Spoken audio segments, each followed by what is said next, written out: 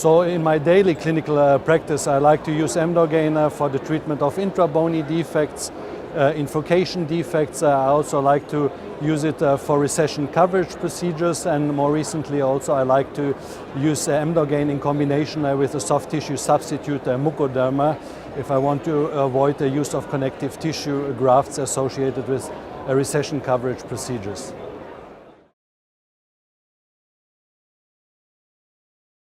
So we know from the scientific literature that Emdogain has the ability to increase angiogenesis and enhance the early soft tissue wound healing.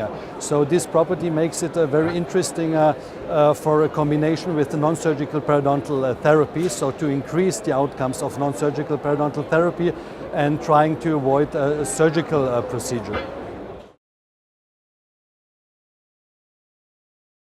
So based on the available evidence and my personal clinical experience, I would recommend the use of Emdogain with the flapless approach in single-rooted teeth with residual probing pocket depth ranging from 5 to 8 millimeters. On the other hand, in very deep intrabony defects or defects with an unfavorable anatomy, I would still prefer a surgical approach. Also in the molar area, in furcation defects, I would still prefer a surgical approach.